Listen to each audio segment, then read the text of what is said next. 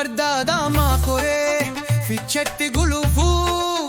kaayita deebiruu salalletti duufuu obbodbod obbahee ambootti si arguu hambaa lafaatirraa guuta ta'e marguu obbodbod obbahee si dufuu waalisoo biyya balchaa namsoo akkamiin hafaree sin fedha anisoo.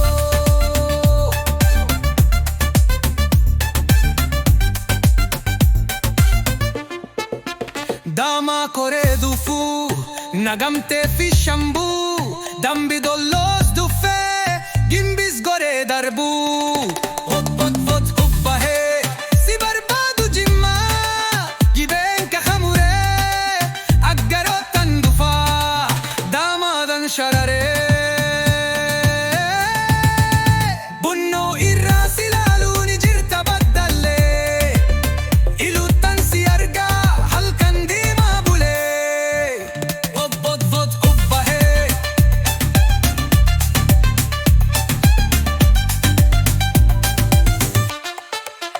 daamara kan koree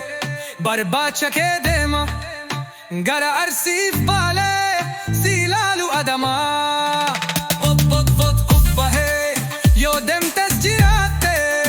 gujii fi booranaa yaa aballoo dufaa nan eegduree ana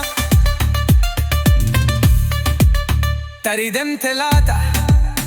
gara bulee horaa barbaacha keetti tan shabdee koraa harargee si laaluu gara diree dawaa sina barbaachiseen jiroo irraa nannawaa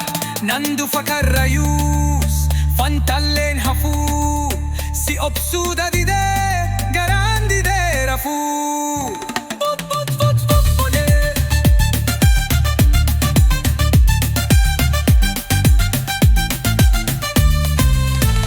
Barbaa hin taa'u damaa koo fe'addee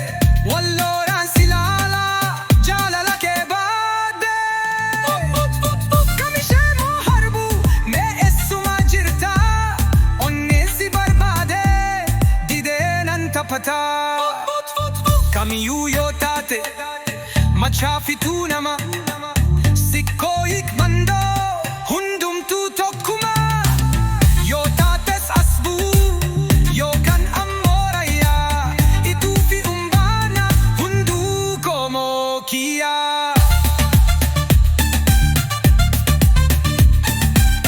hunduu anaafuunii sabbu jettu buuna